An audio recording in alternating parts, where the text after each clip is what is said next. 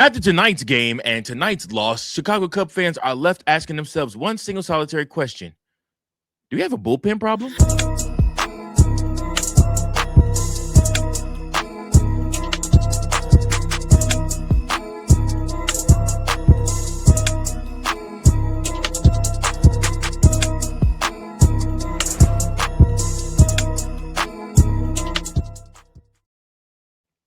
Welcome in, everybody, to another episode of Chicago Cubs Central, your number one spot for all things Chicago Cubs. I'm your host, Mike Jones. Make sure that you guys hit that like button, that share button, and that subscribe button so that you never miss any of the content that we have going on right here at Chicago Cubs Central. Listen, tonight we are going to be asking ourselves a question that nobody wants to be asking in the month of June. What question is that? Do the Cubs have a bullpen crisis? Because after another heartbreaking loss to the Athletics, the Cubs fans are once again left staring at the same damn problem that this team had back in 2024. Now, tonight's episode, we're going to look at this because these two teams are beginning to look eerily similar in the fact of how they're trending. So, just like in 2024, leads are no longer safe. Good starts are being wasted. Colin Ray did good tonight. And then, like I said, Jameson Taillon did good the night before, but yet the Chicago Cubs still lost both of those games. Every time the bullpen gate opens, Cubs fans are left holding their breath, wondering if a lead is safe. Tonight, we're going to break down why this bullpen is becoming the biggest threat to the Cubs' playoff hopes, how this disaster compares to the stretches we saw in 2024, and who deserves the blame. I bet you can guess who I'm going to say because he's our favorite guy to blame stuff on. And then, of course, we got to talk about what that guy will do or must do in order to remedy this before the trade deadline. So, I ain't gonna lie to you guys. First and foremost, this loss feels way too damn similar. It feels like Groundhog Day for the Chicago Cubs. They find different ways to lose, but yet and still the same thing remains. The Chicago Cubs offense does not have it, or the defense gives up the game. So again, in this one, the offense does enough, score 4 runs. They were leading 4-2 majority of the game. The starting pitcher gives you a chance. Colin Ray pitched pretty well. Then the bullpen comes in and the game completely changes. This time it was Caleb Thielbar who could not hold the lead for the Chicago Cubs. The frustrating thing is that the front office specifically addressed the bullpen this last past offseason, if you guys remember. The Cubs added veteran arms like Phil Maton, Jacob Webb, Hunter Harvey, and Hobie Milner to support closer Daniel Palencia. Going into the season, many analysts considered the bullpen of the Chicago Cubs an actual strength. Instead, y'all, it's June, and we're already asking the same question we were asking 2 damn years ago. Can this bullpen be trusted? Can they protect leads? Can this team realistically compete for a playoff spot if every close game turns into a roller coaster where they end up losing? Guys, these are all fair questions. And these are all questions that you should be asking yourself as a Chicago Cub fan. These are all things that we see going wrong with the team right now. And to be quite honest with you, it don't take me telling you. All you got to do is look at the numbers. Several bullpen ranking services currently place the Cubs around the middle of the league with the bullpen ERA sitting around 420 to 430 range. Now, that might not sound terrible, but here's the issue. The Cubs aren't built to outslug everybody. This team is built around pitching, defense, and timely hitting. When your bullpen gives away games, you're attacking the very identity of this team.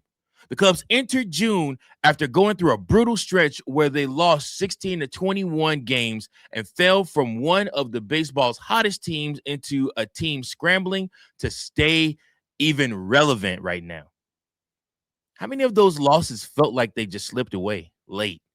How many times do we walk away saying, just get us 6 outs? That's the frustration. That's the problem that we have.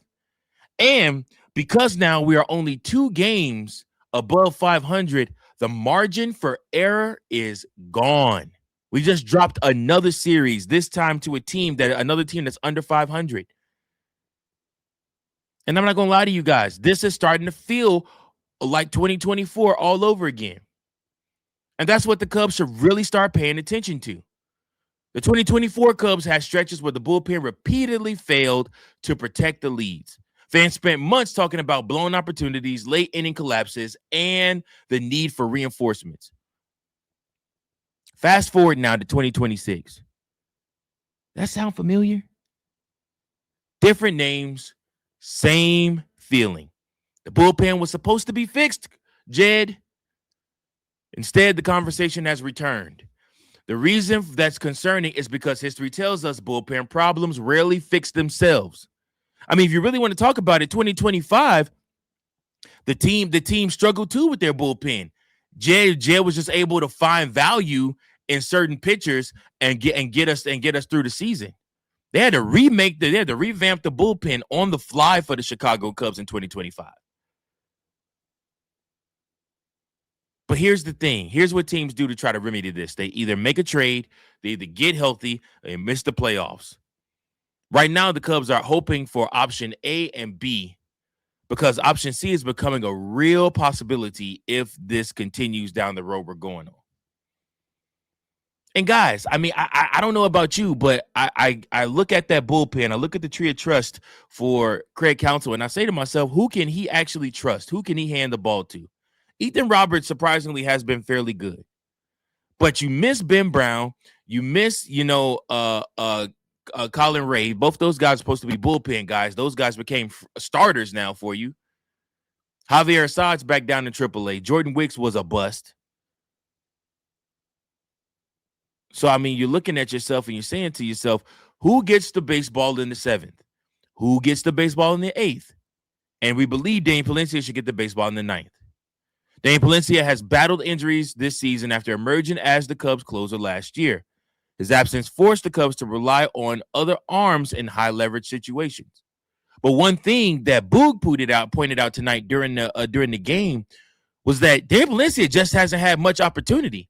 Because it's either this Cubs team is blowing somebody out and he's sitting in the dugout because they don't use him when they're blowing people out, or the game is too out of reach and there's no point in putting him in.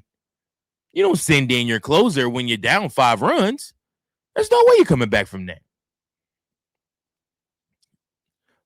Like I said, you also look at Jacob Webb, who has been more reliable relievers this year. Ethan Roberts has shown flashes, but consistency remains the issues across the group.